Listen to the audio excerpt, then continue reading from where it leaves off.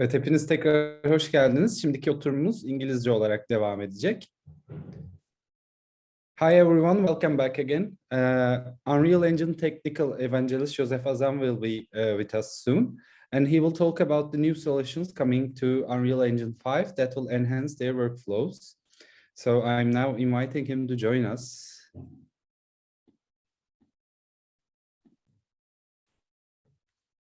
Hi Joseph, welcome again. Thank you. You can start when you're ready. Right. Let me just 1 second to launch the project.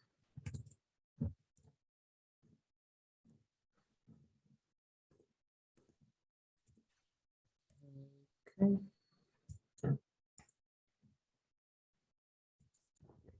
Check my screen.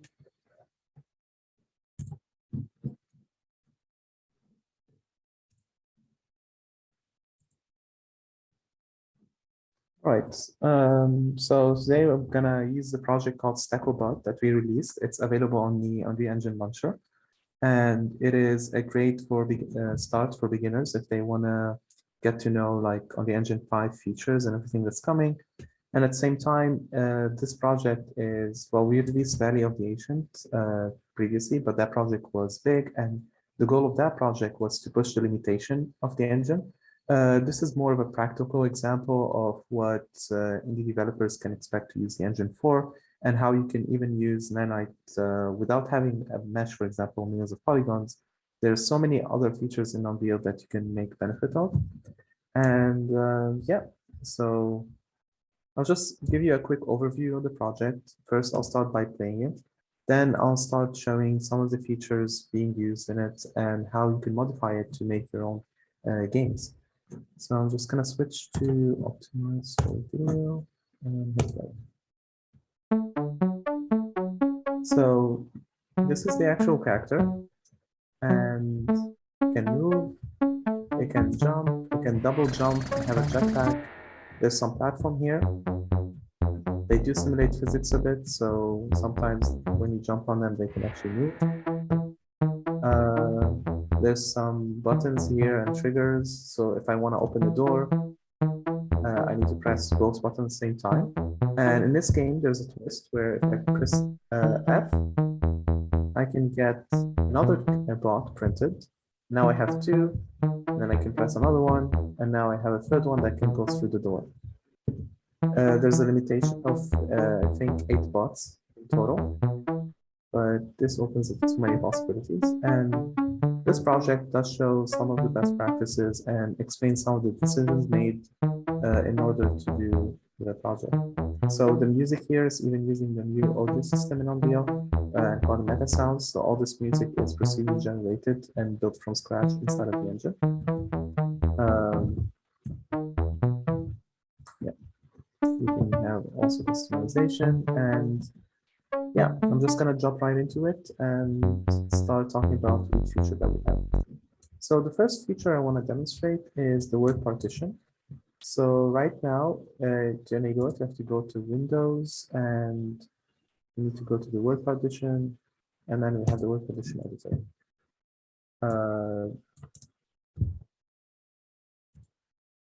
So by default, this is what we get.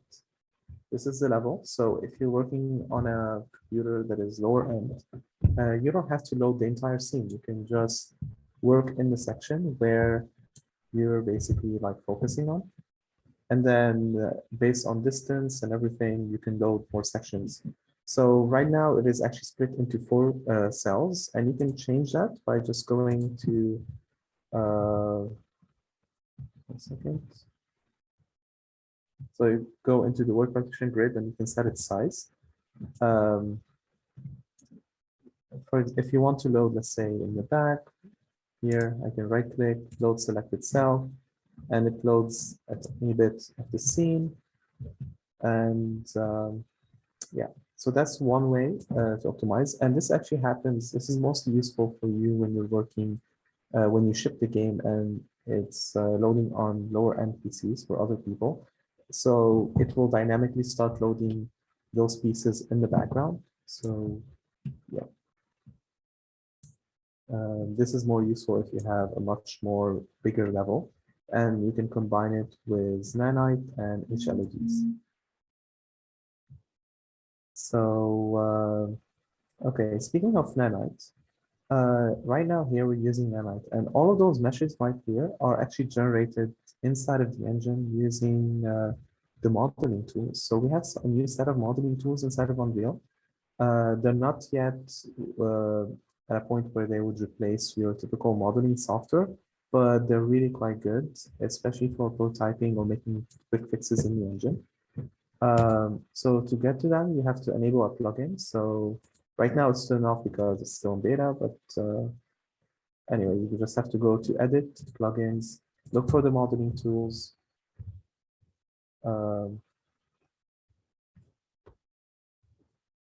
And then you can have all those settings that you can enable. So you enable both of these, and then it will be available here. So you go to modeling, and let's say you can have a box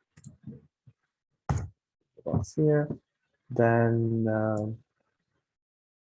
we can then go and subdivide it a bit.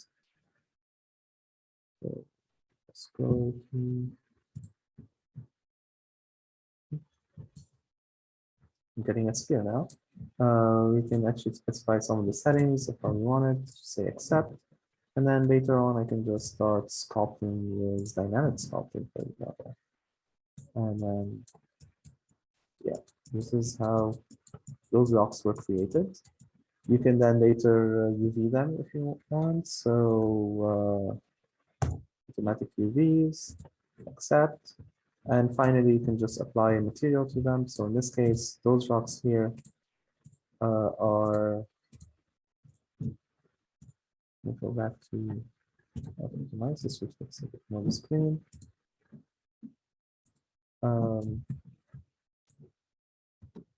Let's go to materials.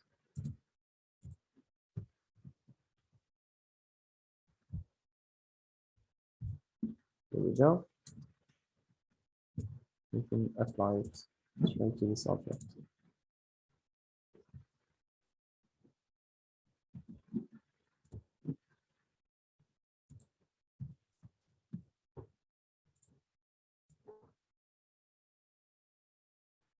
No, it's a material function, but it's this one.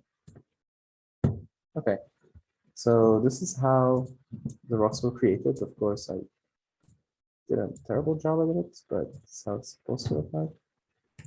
And yeah, you can then blend them. And some of the stuff we did for the rocks is because we're using virtual textures, we can see that the rocks are actually blending in with the landscape and each other. See here how we can see the materials happening, and then if we take one rock and move it, it will still be blended. I'm selecting those rocks right now. Let's do it here. Here's a rock, it's selected. You can see how it's blending in with the landscape, and that is because we're using virtual texture. So if you're not familiar with virtual texture, is basically it's a smart way for Unreal that it does is it just takes a giant texture, sample it based on the distance to the camera, and display at different resolutions in smaller textures. And this is quite useful for landscapes and other things where you have like just those massive textures that you want to use, and you don't have to worry anymore about having memory issues. So in theory, with virtual texture, you can have, well, giant unlimited textures, and with nanite, you can have giant unlimited geometry. However, in this case, if we switch to the wireframe mode, you notice here, like the rocks are not that crazy. I mean, they do have a lot of polygons in them, but also compared to other meshes we used in the demo previously, they're actually no poly. And nanite in this case, what it does is automatically create clusters, and based on the also camera distance, it will generate like the best resolution mesh where you have one polygon per pixel. And it does all of that seamlessly. All you have to do is right click an object in the mesh editor and enable nanite. So when should you enable nanite? And in this case, you should enable nanite all the time, whenever you can, because there's just so many optimization that happens in terms of clustering, in terms of like optimization. So the only cases where you don't enable nanite is where nanite is not supported. And in this case, for example, is anything with work position offset, like those trees right now, they're moving. So it's not possible to enable nanite here. So that is a small limitation. However, you can just not enable it and it will still work because Unreal still keeps like the previous ways of rendering polygons. It's just nanite is a bit more faster with that things. Now there is a trick for the tree because work position offset can be an issue also for dynamic lighting, also to make it more optimized. If I go here and just go to foliage actor. Here we go.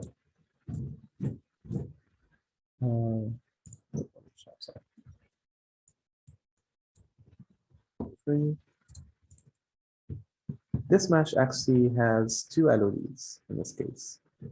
If you want to see both LODs, 1 second.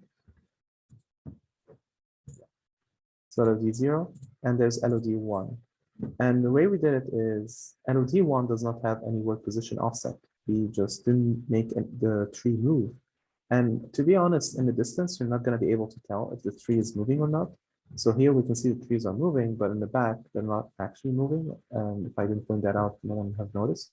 And that is a small optimization trick, which means based on a certain distance, the tree is no longer moving. And then in that case, you can use like the shadow maps and other tricks for lumen and nanite to run more efficiently. And once we get closer, then those trees will start moving again and you can see the shadows. So another thing I want to point out is a new way to group geometry. There's two actually. One of them is just putting everything in a level instance. So this enables you to just create your small sections of levels independently and then add them back to the level. And it means you can add functionality, you can add blueprints, you can add whichever you prefer. And the other one is just this way, which is just for static meshes. And you basically just select, let's say, those boxes here. You right click, you go to level, and then you create a packed level actor. And it will just take all those meshes and group them together in an optimized way. And the nice thing about all of this is you can actually edit them. And if you have copies of them, they will update everywhere. So if I hit edit, give it a second, it actually grades out everything that is not in this group. And then it lets me edit this group here. And if I had a copy of it, it will also update there. And then later on, all we have to do is add the dynamic blueprint on top. Like here, we added the platform and the other thing. So level, discard, and go back. So another thing I want to show in the gameplay is actually the IK footage. So let's go back to this video. And here, if you look at the legs of the character, you can see that the character actually adjusts the leg position based on the floor, like the ramp. It's going up or going down. And all of this is being done inside of Unreal as well, using the new control rig system. I mean, some IK and a combination of the control rig system. If we actually look at them, the character here, and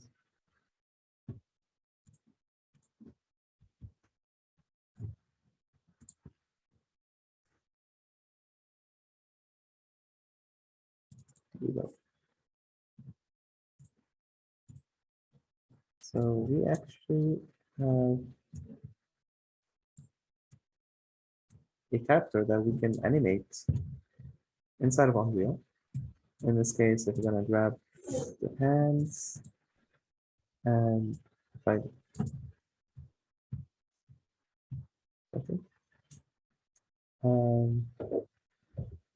yeah, so just let me check quickly. Okay, so those boxes at the bottom, this will enable us to move the legs if we want to. In this case, it's now moving, so if I quickly check. But this is basically the IK system we set up for the LEDs. And based on that, we actually do a line trace at the bottom. So those points at the bottom is just doing a line trace. And it's checking the distance from the leg to the ground. And based on that, it is adjusting the location and the rotation of the foot to match the floor. And yeah. So the other thing I want to show is some of the mechanics here that works. And yeah, let's just delete this, delete that. We have this. So the best way to explain this game is to just try to build some of our own.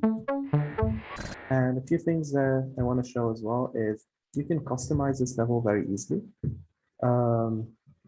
So actually, we grouped some of the materials and parameters, and we put them in one document. Like for example, we can here change the color of the scene. Right now it's green, and maybe I just want some red.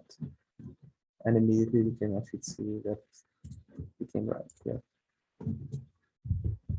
which is nice. So let's create a quick level. I'm gonna create a new level here. It's gonna be just an empty level. Let's start by create it. Don't save.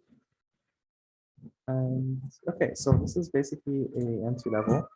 And now we're gonna do is first we need some light in it. So let's start with a directional light. Then on top of the light, we need to add a skylight. So let's just add a skylight here. And right, so we have both of these. Then we can add a bit of something visual. So we want to add some sky atmosphere, and we want to add a volumetric cloud. So now we have volumetric clouds here. And finally, what we need to do is some exponential fog. And this is basically how we created a dynamic light scene. You can even look at the clouds right now. They're all 3D. And if I move the light, you can see how they're actually being lit for different time of day. And right. So the other thing we want to do is add a landscape. So I'm just going to go into our landscape. I'm just going to hit create, and I have a landscape. And quickly, I'm just going to sculpt some mountains around it on the end.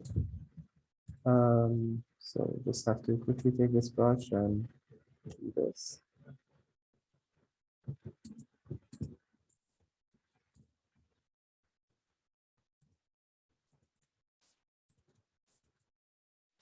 Okay, then I'm just going to apply a material. So what we have to do is select the landscape here. Check out the material we actually been using previously. So that's actually something that just works. So let's just call the landscape material. And in this case, we have this material for landscape. Then we can just simply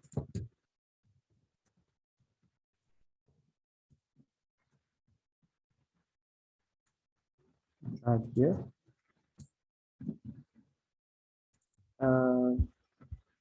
If we just simply add the layer info here, also from the previous landscape. Now we have a landscape and we can just paint a tiny bit. So I'm just gonna go on flatten. I want some pebbles in the center, and I'm just gonna try to paint here. With more strength. Okay. So I'm just doing something very, very quick here. Okay, so this is where I have a landscape. Quickly add some foliage on top. So going back to the foliage tool, and let's see what we have here. I'm just gonna grab a plant.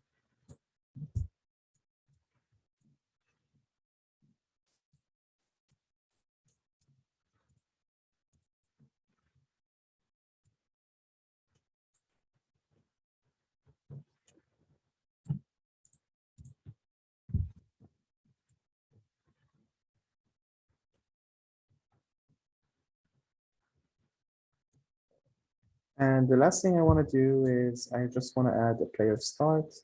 And in this case, it's just the spawn pad. So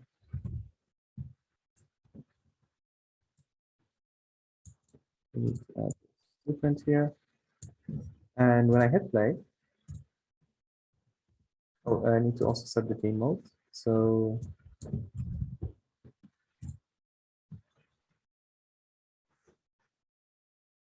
here we go. And we have our own new level. We have our interactive plants. We actually pass by them. Floor. And you can even adjust a bit the light so it looks slightly more.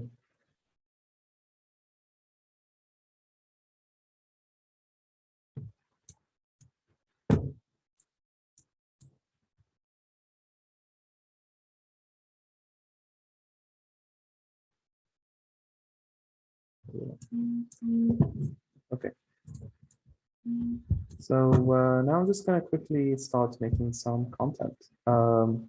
First of all, we can use some of those level actors. So we just have to go to our content here and then go to our maps, map structures, and I'm just going to randomly pick two. The structure over here looks nice, and maybe this one over here.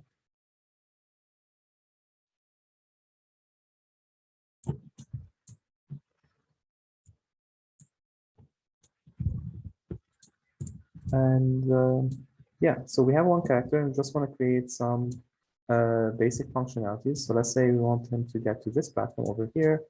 We need to add a fan. So all we have to do is just go to our blueprint folder, look for our game elements. And in this case, this is all the game elements we have access to. We can add a fan. There's the fan.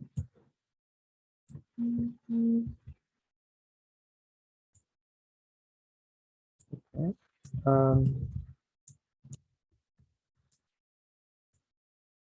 So we have the fan on the floor, and in theory, when the player steps on it, it will take him to this platform. However, we want to make it turned off. So let's just add a button in this case. So we can take button over here.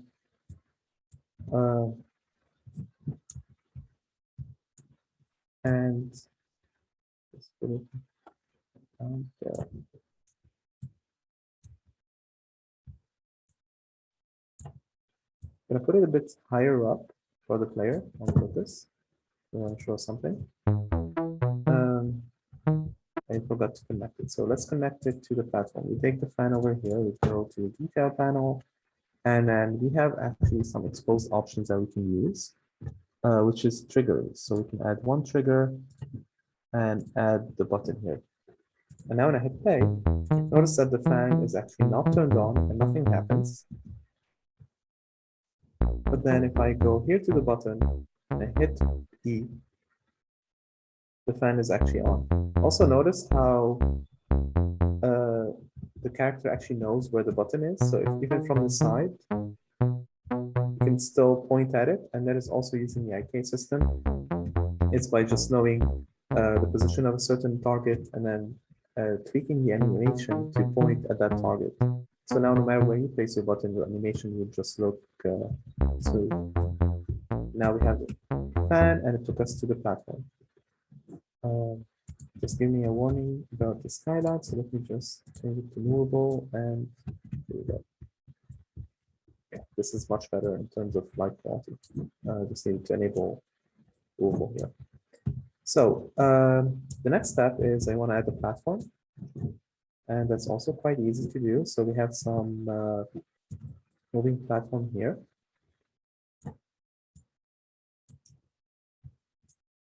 And it already has a spline in it. So we just make sure to select that spline.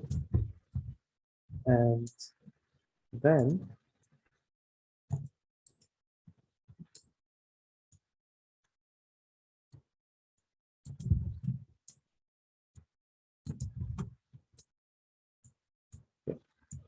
we can simply just say we want the platform to move from here to there. But we want the platform to keep moving. And the way we would do that is we can have a pressure plate And that way we will need a second character to help us with it. So if I just take the pressure plate here, make sure the platform has a trigger that is the pressure plate. We can see here that the platform is not moving, but the moment I step on this pressure plate, it starts to move. And I hit F, I can print another character. And need to turn on the fan. Go here. Jump on the platform. I still need to get up. So I can maybe leave my bot here. And then this again.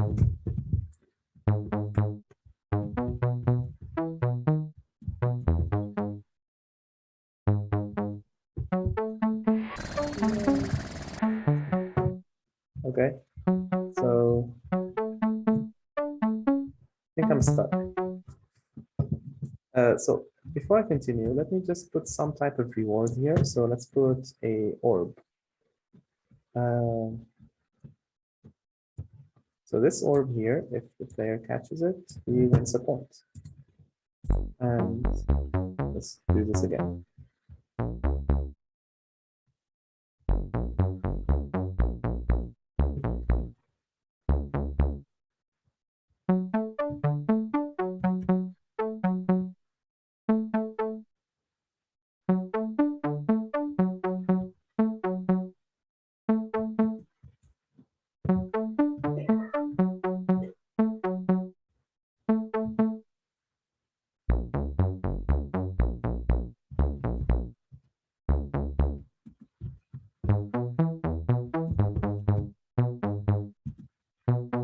Jump on this other's head, and that was not enough.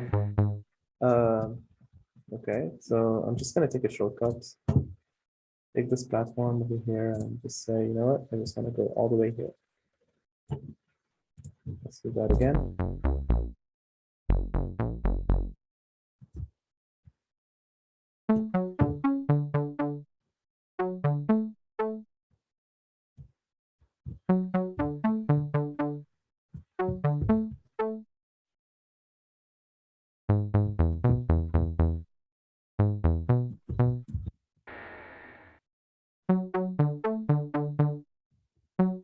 And the funny thing is, well, we don't have an orb to get. And I'll explain this why. It's because I previously collected that orb. And let me add more orbs here.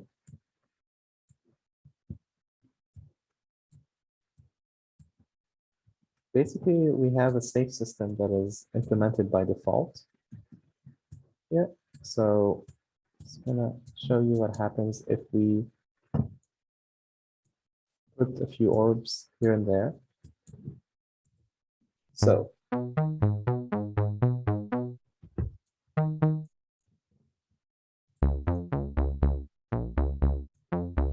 just need to put way more.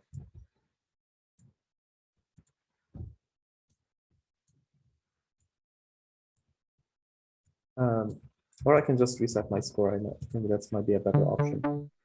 So let's just do that. If I go to the menu and hit F9, we can reset the map here. And now when I hit play, okay, now I can see the orbs. So basically we have a safe system that basically keeps tracks of how many orbs you've collected. So now when I take 1, 2, 3, 4, 5 orbs, if I close the game, restart, you can see it didn't save. That's normal. If I take all of them, but then I go back to the jump pad, that's a checkpoint. It lights up for a second. And what it did right now is it actually saved how many orbs I collected. So if I hit play again, you can see those orbs don't exist and my score still says 4. So let's do this one last time. And let's collect those orbs.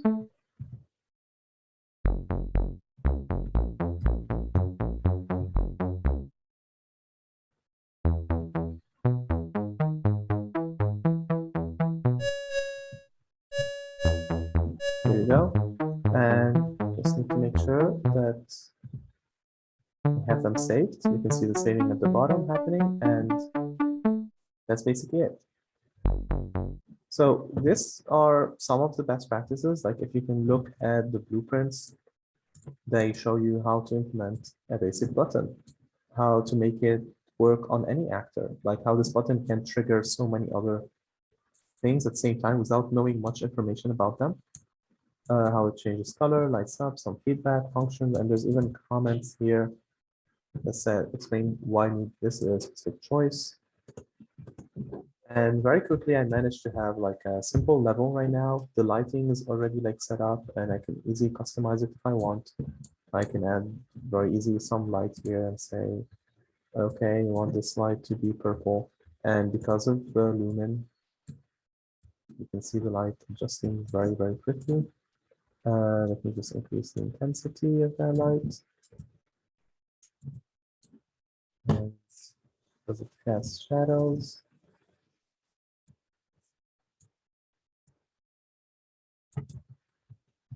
Yeah. And we have our scene adjusting dynamically to everything. Okay, so let's see what else. Well, there's still the audio system. So let's take a look at that one. And just 1 second. There's actually a couple sounds that we use. And one is for the jackback and one is for the music. So the jackback is quite easy. It's like the material editor, but for sounds. And we have 3 recording of sounds. So basically we have the sound for starting, a sound to loop while you're flying, and a sound to land, basically. And we can have events. And right now we have 2 events. One is to actually start, so on play. And the other one is whenever the jetpack is off. So the event for jetpack off, what it's going to do is just ask the loop to stop and play the landing event. That's what it does. And the rest is just like the sound that we added an envelope to it to play a bit with the pitch while it loops. And that's about it. So this is cool. But the other one, the cooler one, is the music itself. And that is completely made inside of the engine. There's not even using an outside sound. Everything is just, we have a beat per minute that we are using as a trigger. And then based on that trigger, we're just selecting some of the sample notes to play. We are shifting a bit some of them, variating them, and then we create this randomized generated music. And because it's so on the beat, even random sounds can still sound proper. And yeah, hit play.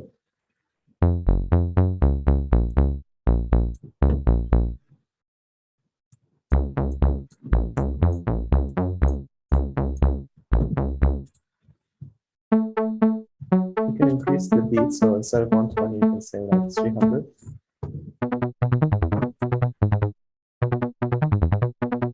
Or maybe slower.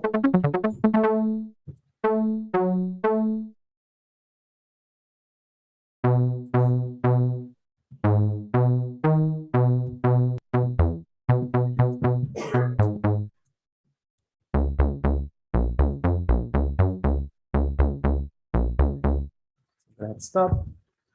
And this is basically our audio system. I'm gonna pause here to see if there's any questions, and so we still have a bit of time. If you have any questions, something about this project specifically, or Engine 5, or something you want me to show on the screen and demonstrate, now would be a time to tell me.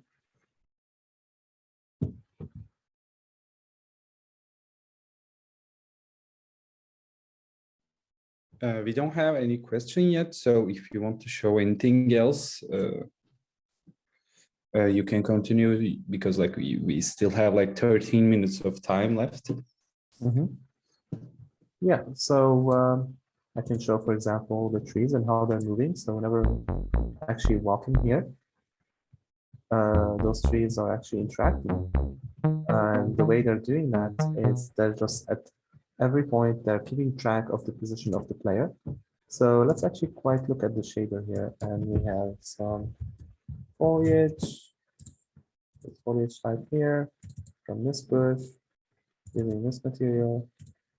Let me go back to the main material. Oh. And we look at the work position offset, and it's using here the tree wind and the material function rotate a waypoint. So this function is actually responsible for that. And what it does is, this is the logic behind. We take the player position, which we're actually communicating it in the player.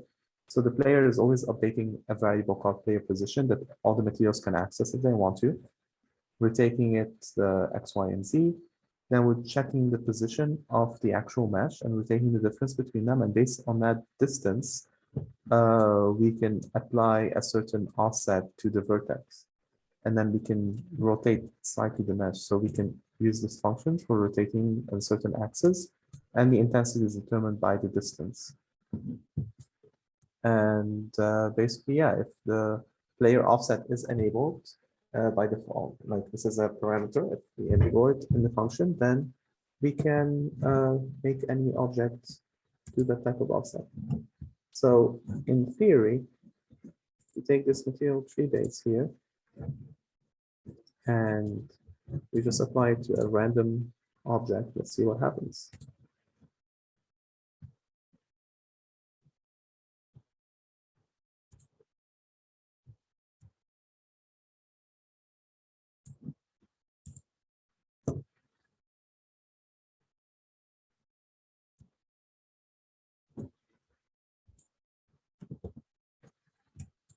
Okay. We have this cone over here.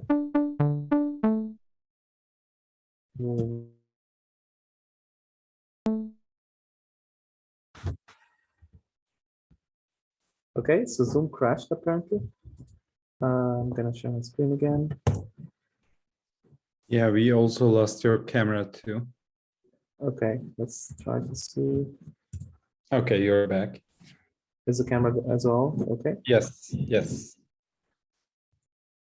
Okay, so yeah, this is what we have for foliage. What else can we do?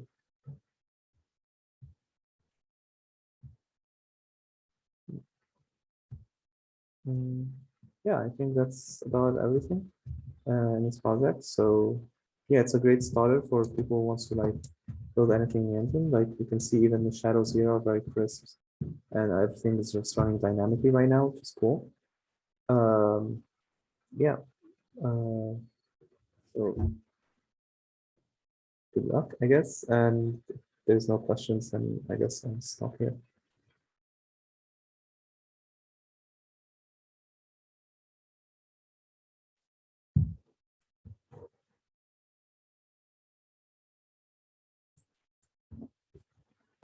Serdar mikrofonun kapalı.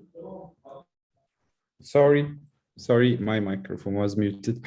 There are no questions right now, Joseph. So if you want to like show something, anything extra, you can, or if you want, we can like finish it.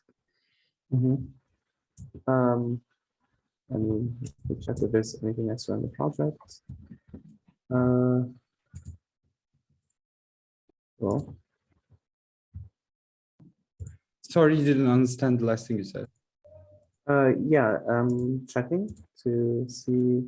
Well, there's actually the new system in Unreal for the input system. So if we actually look at the bot here,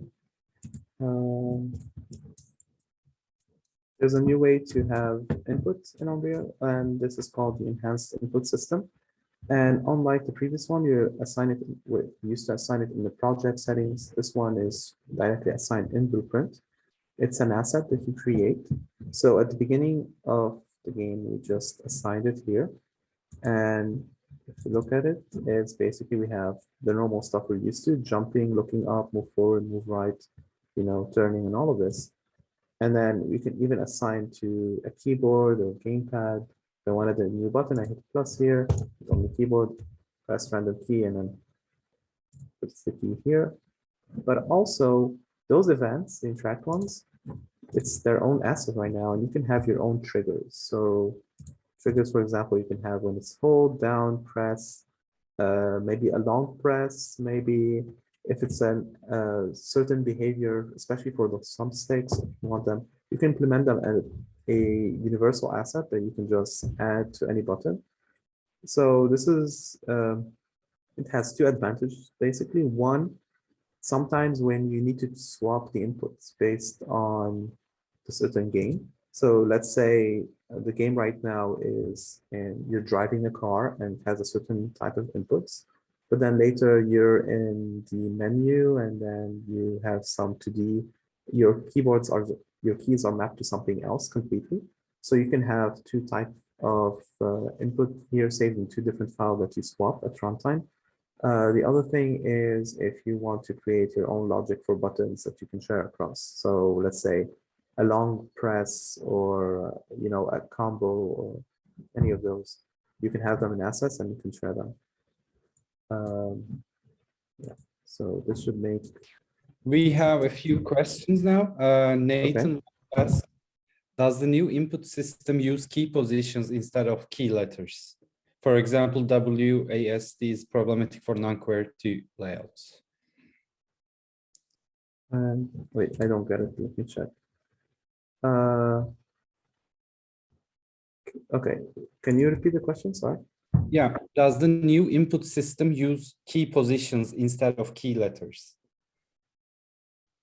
Okay, can you be? And for example, WASD is problematic for non-QWERTY layouts. Oh, I don't think so. No, it does not. It is basically the button. I think he has to write his own logic to just detect the layout of the keyboard and adjust accordingly. Yeah, that shouldn't be hard though, especially for this new system makes it mapping a lot easier and dynamically a lot simpler. So all he has to do is probably have like get keyboard layout and based on that, just say, okay, switch this to that instead. But there's no thing that just like based on the position of the keys. Okay, Okan Akyüz asks, could you show something about motion wrapper? I don't think we're using motion wrap in this example. So yeah, we don't think there's motion rope in this example, unfortunately. So it's going to be slightly harder to show. The closest thing is there's the Echo demo, but that is maybe a large one to download right now. So yeah, but our docs should explain it properly because that has been public knowledge. You can should find it on the Unreal Engine docs and how it works. Yeah. And he also asks, as you know, Unreal has huge source code and auto-completing the script does not quite well on Visual Studio. So we generally use Visual Assist or Reshaper to overcome it. Or such a, okay. So his question is, does Epic have any plan to make us happy for C++ scripting performance issue? Oh. Nothing that I know of, but I do know that that has been a conversation probably. So a few things.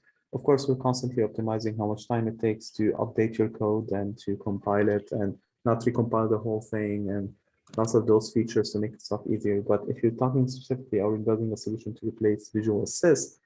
In that case, nothing that I'm aware of, but will I see that happening in the future?